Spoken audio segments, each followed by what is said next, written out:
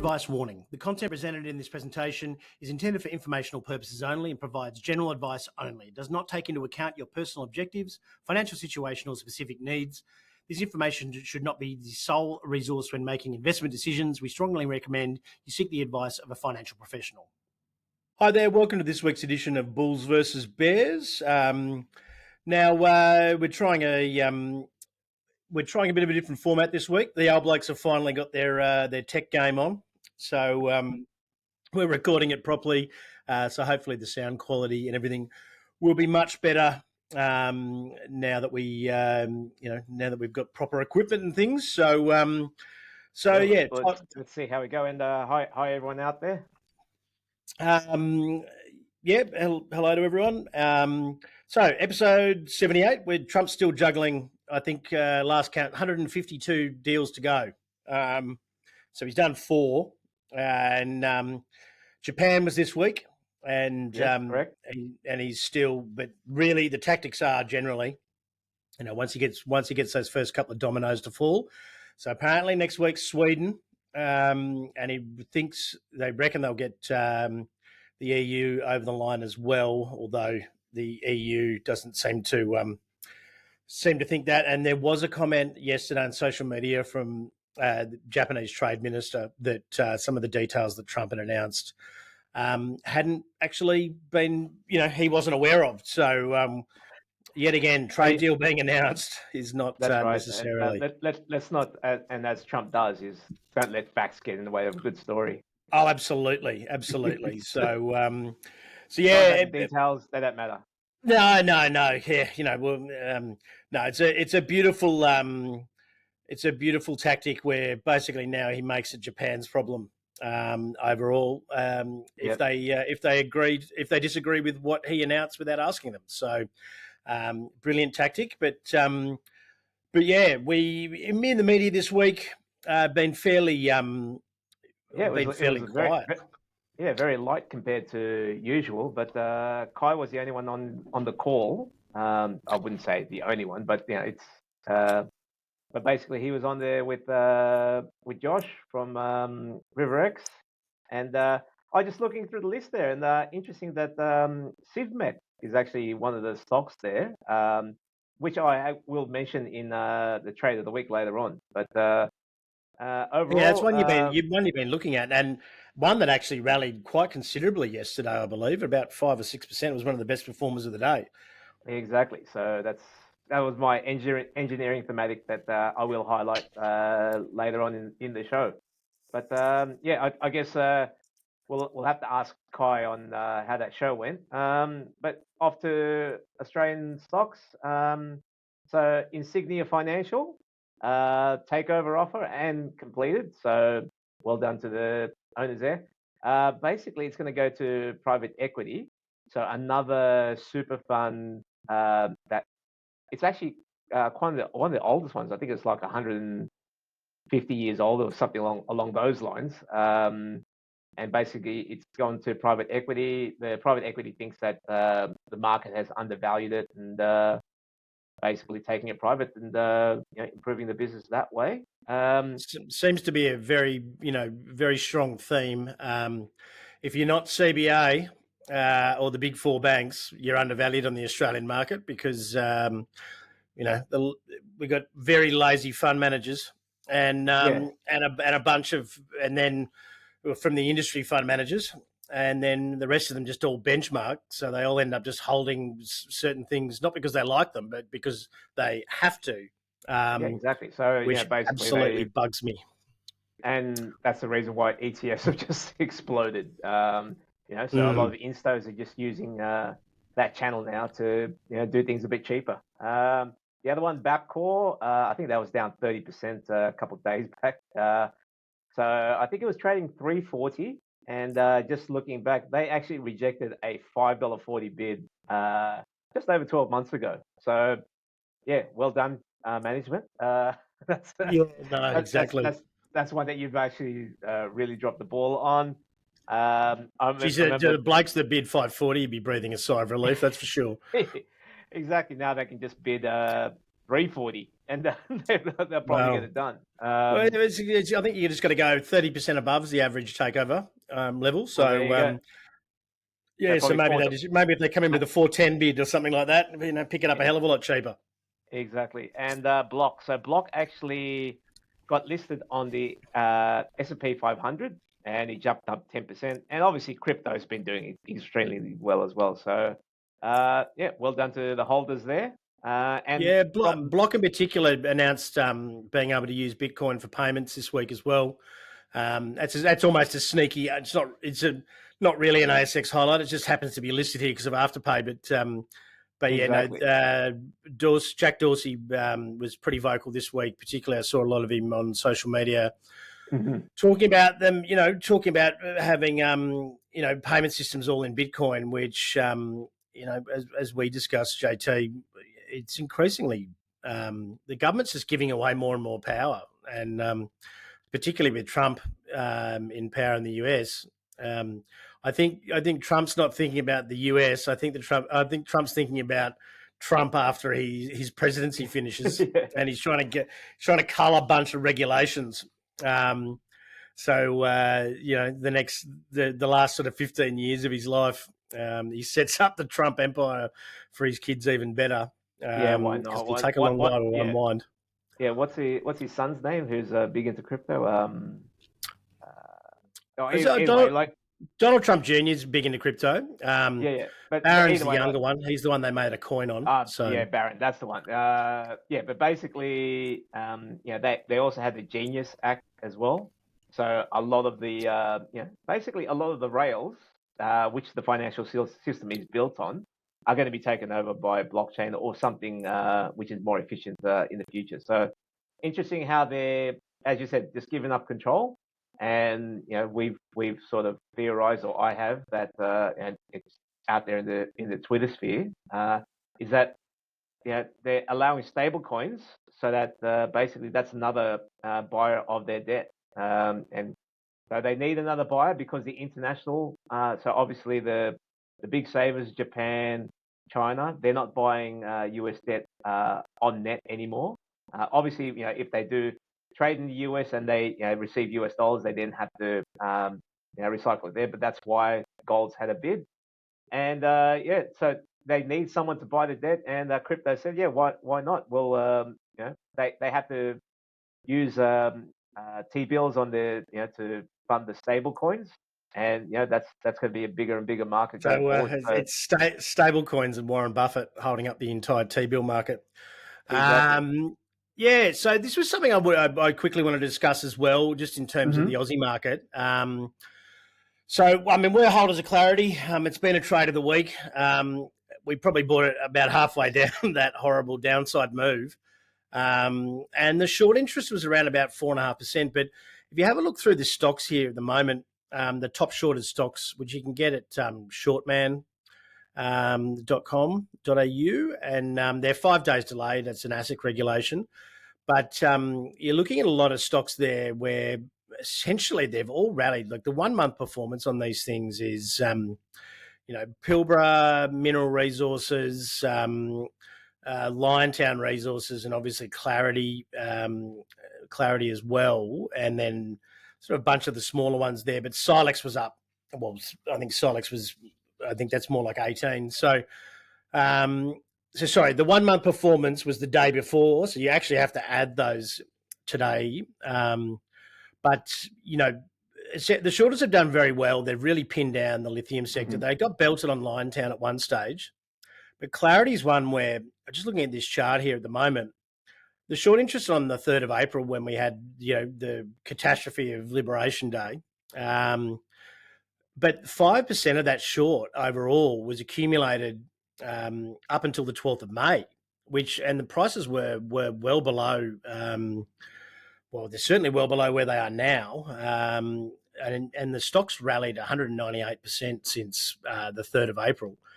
But at 5% of that short, the short was accumulated probably around about, I would say, the average of around $2, $2.10. Yesterday we got to a peak of about $4.30. And we're talking about basically having 5% of the company Yeah, now, now 100% out of the money. at least 100% out of the money, and Hmm. and I think we've seen some sharp spikes in some. Like Boss has been pinned down quite a bit. It's a bit thinner, but we saw lithium limit up yesterday on the Shenzhen exchange, which is limit up for those of you who don't know. With commodity markets, particularly, usually the limit is the downside, but for the equities market, but the limits are both up and down for commodities because they need the market obviously to calm down because they're deliverable commodity contracts. But we just saw, I think yesterday, Liontown was down about 4% on the open, and then I think by the end of the day it was up about 5.5%. So you're going to see some really sharp moves in those stocks that are Margin really heavily call. over. What's that? Yeah, Margin margin call. call, absolutely, yeah. So Yeah, yeah, because I mean, these are. it's all about the timing. Like Mm. yeah, I've traded options for a long time, and you get margin calls usually around 11 o'clock, 12 o'clock, which is roughly when that turnaround happened. That's usually when you get the tap on the shoulder, and that's usually when you're telling the compliance manager, that's okay, we're good for it. Yeah, well, exactly. That's the call you never want to get. It's the one from Yeah. from back office for the margin. But I would say in those lithium stocks and the uranium stocks, they've probably done very well. But something like Clarity, for an instance, it probably really is the trigger of the quite high, like the fairly severe spike there. I Hmm. mean, this company's pre-revenue, so and we all know that. We've spoken about it in the past. We really like it on a long-term basis. I think it's probably somewhere around fair value here, at least for the next 12 to 24 months until they go into revenue. And then you'll probably see it go well through that $10 mark. But Drone Shield was another example of where these guys would be scared. Drone Shield, for instance, has won $60 million worth of contracts and has gone from somewhere around the $500 million mark in market cap to $3.5 billion market cap, which was about 60 cents to, I think it was nearly $4 the other day, or did it peak $4? What do you mean? I'm It pretty was sure. over four. No, it's Yeah, over it was over $4. So, 450 at some stage. Yeah. and that was on a contract win. They haven't even been paid yet. So these things can go. And the contracts weren't huge wins. Like we're not talking hundreds of millions of dollars here. But hey, like that's what the market's pricing in. Yeah, so markets can do silly things. So it's just one of those things where I thought it would just be a nice way to give, because people ask, what's the short, like what's a short basically. I'm from a futures background. So that's it, I'm pretty used to it. But JT, you might be better to explain to equities people. So effectively, what is it when someone's short? How do they do that? Oh, how do they do that? Okay, so you're right. It's kind of hard to explain, but the way I used to explain to people is that everyone knows that you buy low, sell high. All we're doing is that we're just using derivatives to sell high then buy low. Yeah, there is a bit of a mechanical thing where you have to borrow the stock first before you can sell high. But just in essence, that's all you're doing. You're just reversing it and borrowing the stock to do so. So Yeah, when you borrow the stock, you're making a contractual agreement with someone that you go on the market and sell it, but you've got to give that back at some stage. exactly, yeah. And there's only certain brokers that can do it. It's usually only for institutionals, but yeah, no. Look, it does explain quite often some of the really sharp movements, like Liontown, for instance, where the shorters got in trouble. Gina came in with that bid a couple of years ago, and which was very That's right. Yeah, aggressive, and it yeah. was the most shorted in the market. They lost nearly $1 billion that day. Gap opened, so it can be very dangerous, and it's unlimited downside and very limited because the stock can only go to zero. So Yeah, exactly right. But and I think there's we had that whole GameStop saga as well. So you can just see as well, even the retailers turned on the short sellers in GameStop. That was a couple of years back. yeah, you can go watch that movie, Dumb and Money, if you'd like. and they made a movie out of it. So yeah, Yeah. but great, great education there, Doc. But it just shows you, we often talk about the flows in the market, ETFs, money's just pouring in. You have to understand that it is a big market, and there are different players that have different strategies within there, and it just shows you that when stocks are falling, it's not just the sellers. Some of the short sellers are in there helping push the price lower. Yeah. So and obviously these things have to be unwound. I mean, if you're looking at 16 odd or 17 odd % of the market, sometimes it'll take, if you're the buy side of every single trade, sometimes it'll take that sort of volume. It'll take 4 weeks to get out.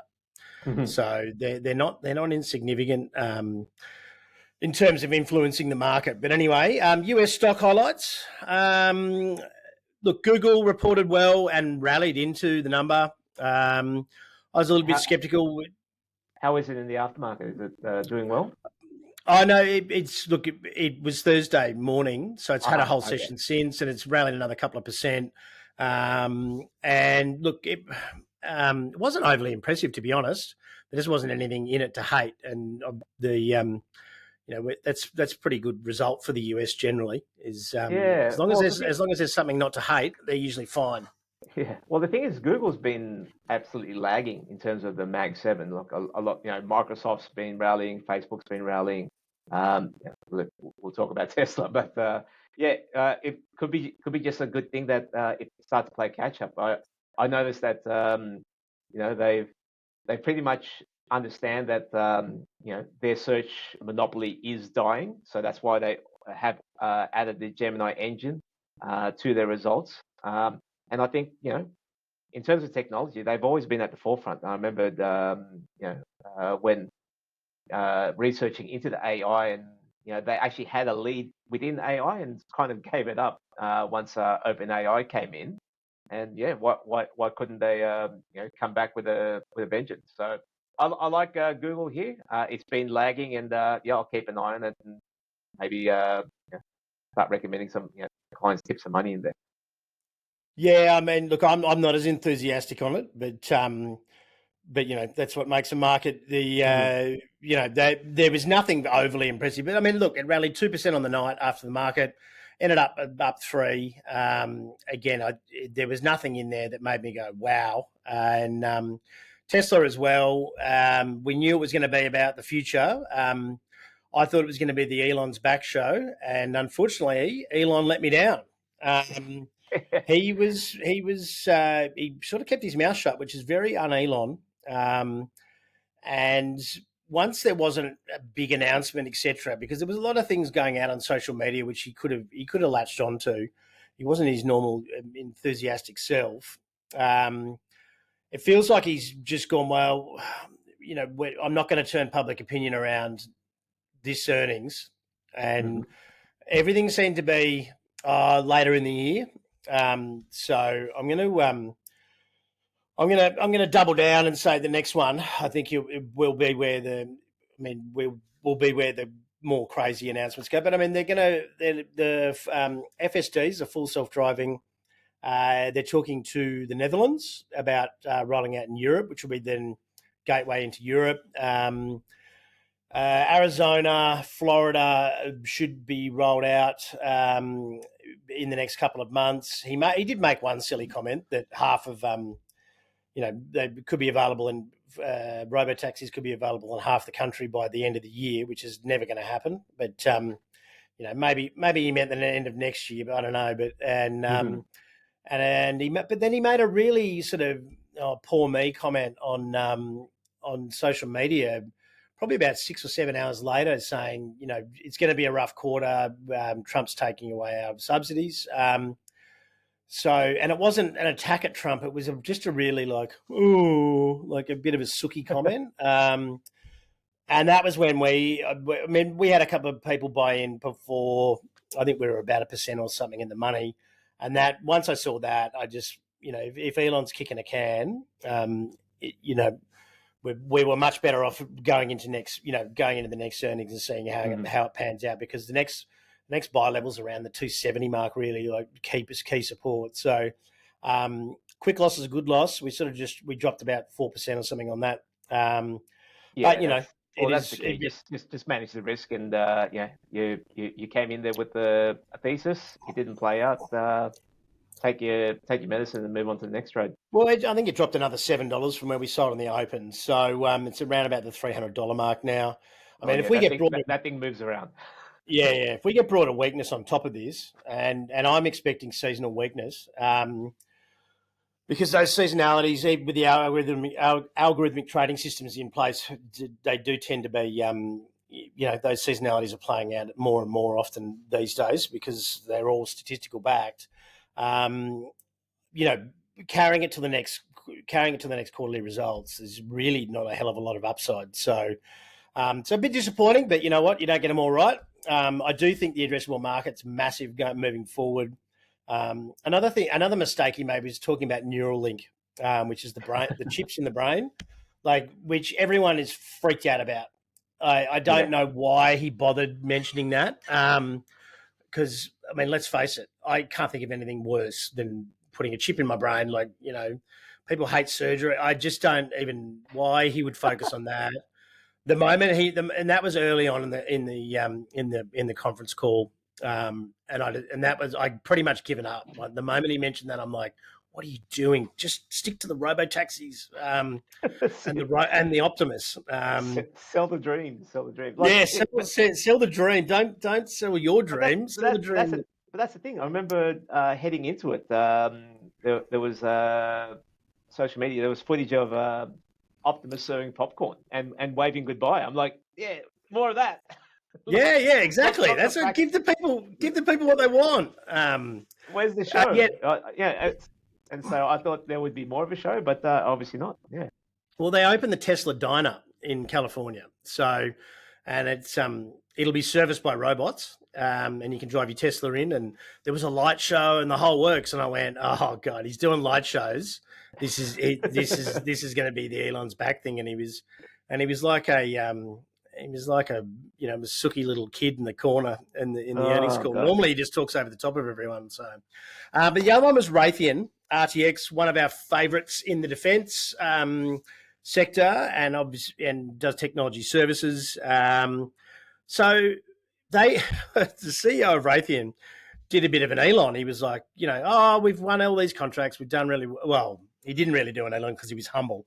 And they reported 21 billion in revenue, 10% increase. They beat on both top and bottom line, and he cut the profit forecast because I think there was a comment in there about him thinking the market got ahead of itself or something like that. And this isn't your traditional beat the drum, get out the marching band sort of tech company. It's a defence contractor, so they're fairly conservative, and it has rallied considerably. So he kind of put a bit of a dampener on it. So it ended up down 1% on the day.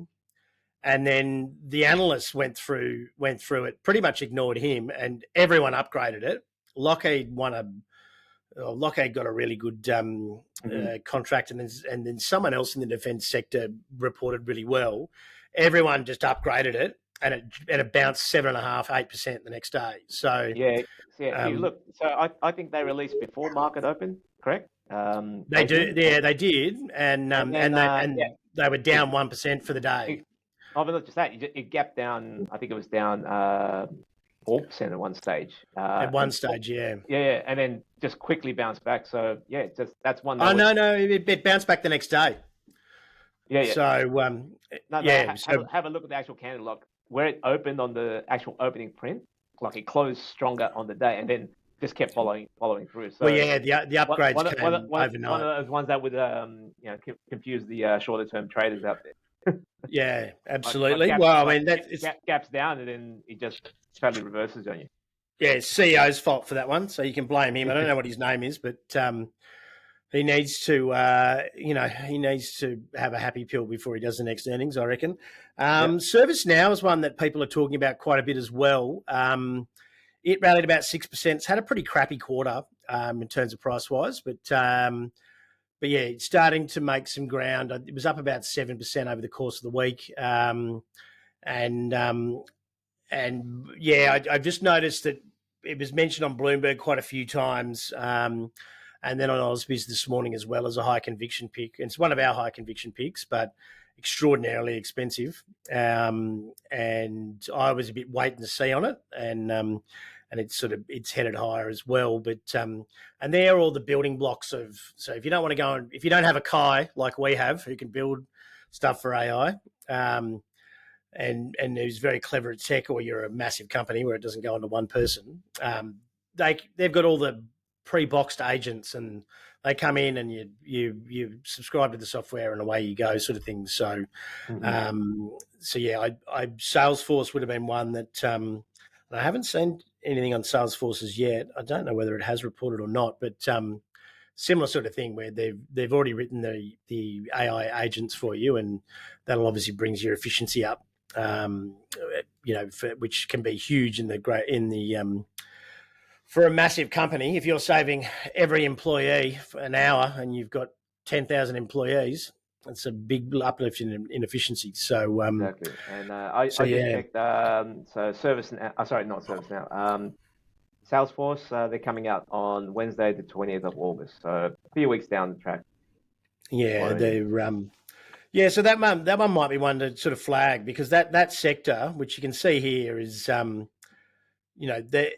it's been the worst part of the tech basically. So, I mean, apart from Palantir, which has been extraordinary, but this section through here has been really, really, and the cybersecurity guys, etc. as well. They've all been really soft in the last couple of weeks, but or the last quarter overall, and a lot of money flying to the chip sector here, particularly. I don't know how Apple manages to be in the technology part of the thing anymore. I think they don't. I don't reckon they qualify anymore. I think they should be moved to another sector, the Luddites sector. Basically, they haven't come up with a new product in 10 years, except for putting a new camera on, a new improved camera, and a brand new chip that'll that means that the software upgrade that screws your battery and makes you buy another iPhone. They put in a new chip which can handle the software upgrade. So that's where your battery life comes from. But that being said, though, Apple looks good on the chart. Like it's bounced recently. Like it's just been going sideways for a long, long time, and I think it's just drifting higher. So someone's buying it, basically. Yeah, well, it's got cash. It's got more cash than just about every government in the world. And they're horribly lagging. I think it's a massive risk overall. I think they're very, like, it could be a BlackBerry moment if there's some new. If someone pulled an iPhone, like what they did on the whole market, if someone comes up with something new, say Zuck's glasses work, or Neuralink works, or whatever, and those iPhones go, like, Apple is properly toast. So, and it happened to Nokia, it happened to Kodak. It's not like these things haven't happened before. So yeah, not my cup of tea, but yeah, obviously Google, very good performer there. The Mag 7 just killed it all week, and Broadcom just keeps killing it. So AVGO, and that's why the S&P 500 made another record high last night. It's getting pretty boring writing the morning report. It's just like, fresh records. It's like, how many times, I've got to get the thesaurus out for fresh new records. Well, basically, you need this earnings season and this month to just go away, and then once August hit, then we might see some volatility. But yeah, it looks like July is going to be another one of those slow and steady months. Look, we've had a great month this month, and I've been bullish. I think on the record, I've been bullish every single week on the podcast.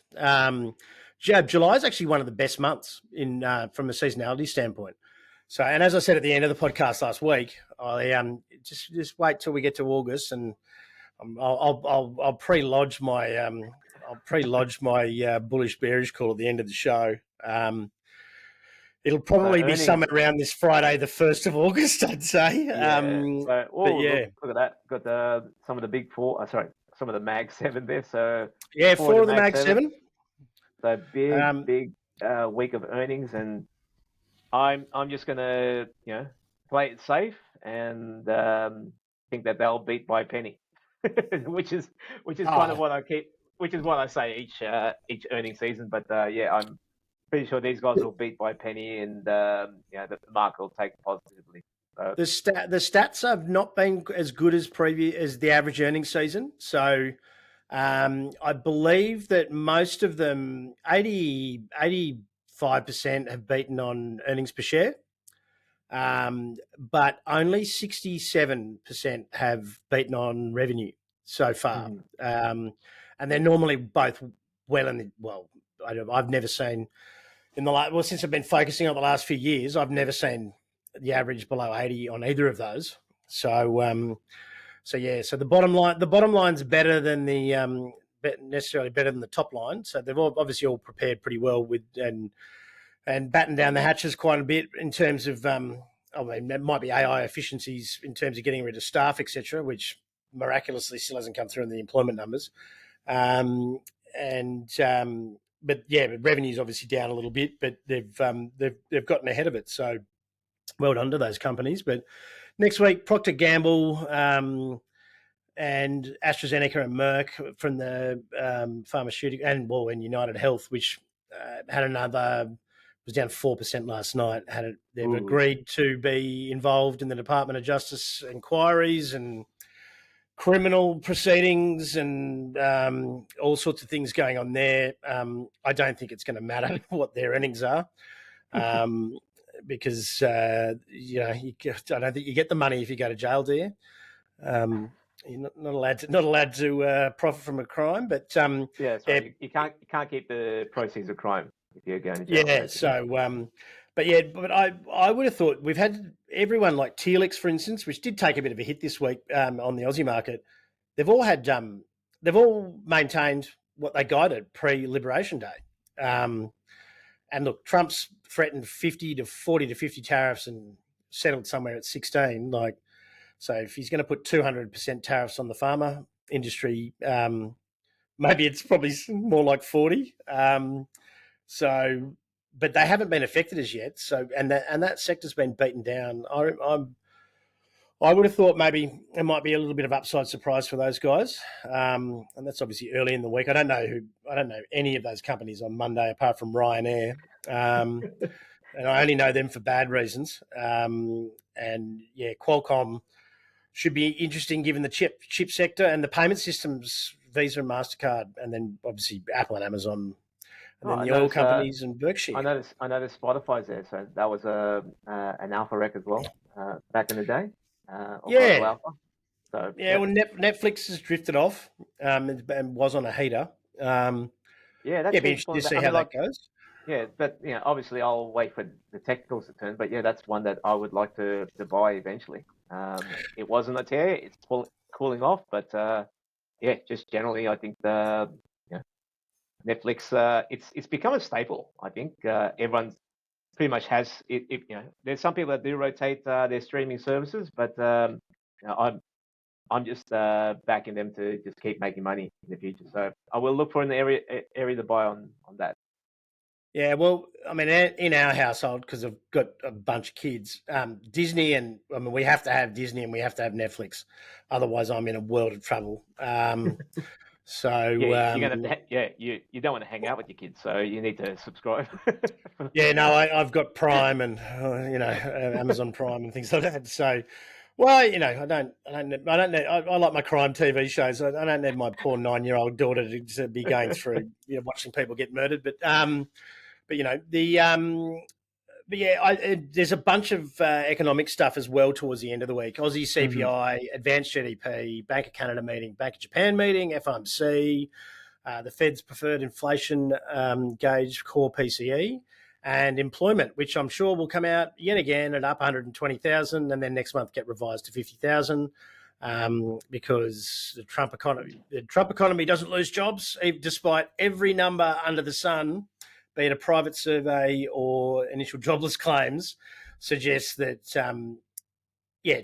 that's not the case. But I'm not entirely sure whether they're even Well, bothering to do the numbers anymore. I think they just release the same one every month. But yeah, whoever's doing the bean counting over there in terms of jobs, they're doing they're doing a great job for the president because they're making him well, look good. yeah. I mean, but yes and no. I mean, it's one of the reasons. One of the reasons Powell won't cut My cut, rates. yeah. So yeah, maybe we're due. I mean, who knows? I've been saying that for about a year and a half now. Yeah, but anyway, overall, this is peak earnings for this quarter. So yeah, busy week coming up. Yeah, What? and it'll be another bullish one, I would expect. I don't, as you say, the big companies will wait until those big companies report towards the end of the week, and they'll beat by a penny, and you know, then something, if anything's going to happen, it'll happen on Friday night after payrolls. Yeah, exactly. So commodities. Oh, look, copper, nice.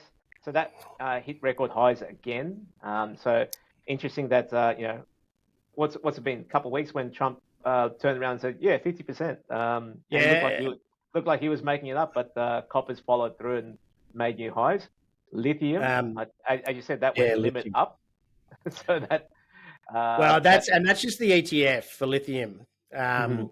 So because I don't trust the Chinese futures. I think it's I don't think it's genuine, but either way, copper nearly got to $6. By the way, missed by 2 cents, I believe, and silver did the same, just short of 40 by 5 cents, which is really annoying because I'd love to see those big areas get hit. Exactly, and not as popular, but coal has been higher. A lot of the coal stocks here in Australia have finally gotten off the floor. Whitehaven, Yancoal, even Stanmore's had a good run. So yeah, obviously, it looks like the market is just moving money into assets now. Look, anything that's real and actual tangible, the market's moving towards it. And that's one thing we have noticed is that there's been a rotation out of the banks into other financials and into real assets, and that's why.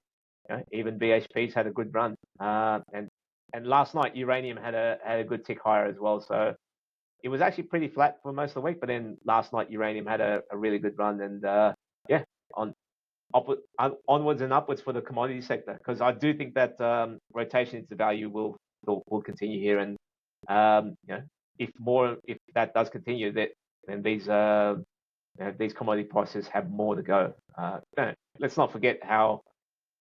In relation to how expensive the Mag 7 are and how huge they are in terms of market cap, if just a small portion were to move from that into commodities, we'll see these moves continue. So, forget the fact the investment money, the Mag 7 now need to buy all this stuff to get their data centers up and running. Yeah, exactly. So, right.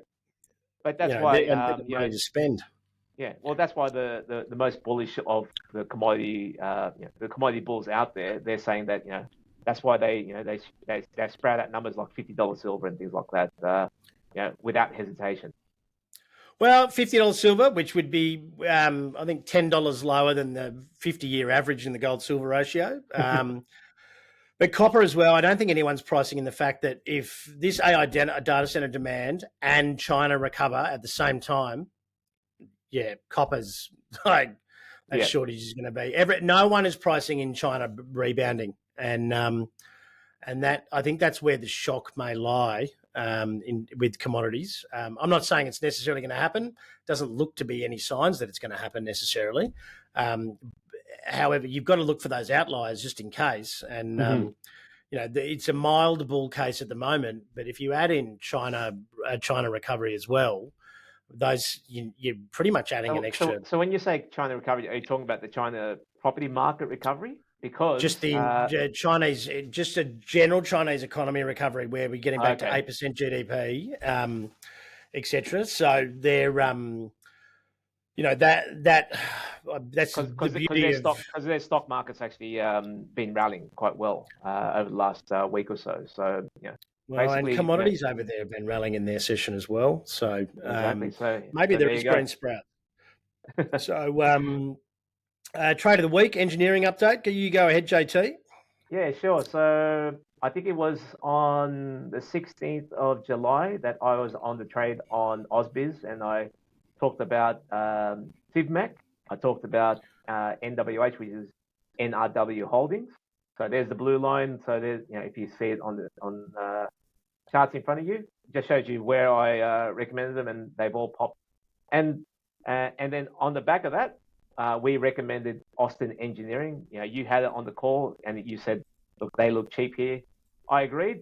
And basically, that trade is still valid. So if you haven't bought any Austin Engineering, our recommendation was to buy it up to 38 cents. It's still roughly around that price at the moment. And, the whole premise behind this is that when engineering companies trend, they do it in a very, very mechanical fashion. So, these aren't the best examples of that. There's actual like Service Stream, Monadelphous, Downer EDI. Basically, once they trend, they do it in a nice, very robust fashion, and that's what we think is going to happen with Austin Engineering. They do have earnings coming up as well, so hopefully that's the catalyst that gets the share price above 38 cents. Which well, is they yield 6%, so I mean they'll be rushed for it. If they bump up their divvy at these prices and then things are going well, you would expect a jump. So look, earnings does start in Australia here. It does start early August, but really doesn't start to heat up until mid-month, to be honest.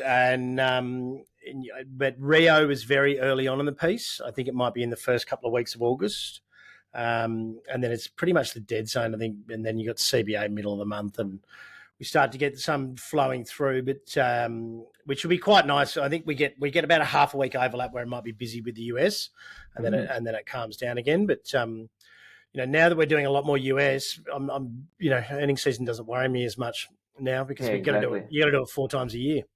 Exactly. So, here we go. Extreme greed.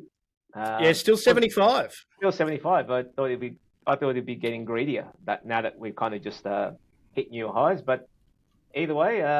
So what do you think for next week, there, Mark? I mean, like you've already premised this. Are you still bullish for next week? Yeah, I don't see. I believe we were both bullish last week, and we were both correct.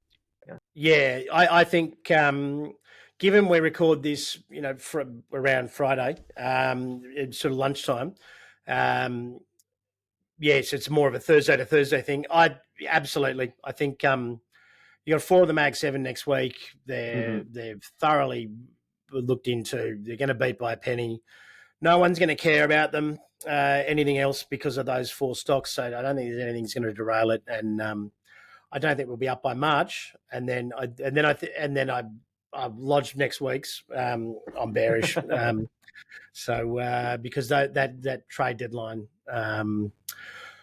of August the 1st, and then he's going to start throwing around threats, etc. People come back from holidays, realised how overvalued everything is, and it'll be the start of the revisit of the April lows, in my opinion. Okay. Capitulating somewhere in September. So what would that be in terms of a percentage drop? Would that be like a 25% drop? About 20. Yeah. Okay. Yeah, it'd be 20. Well, I mean, look, at least when I say revisit of April lows, it just at least to a point where it thinks people are thinking that it could get there, and they're freaking out. I don't know whether it actually makes it down there or not, but Well, I'll leave my prediction for the week after till the next podcast. But I think for next week it's pretty clear. I'm with Mark. I'm bullish as well, and it's just from my history or from my experience, stocks just don't fall during earnings season, and I don't see any different this time.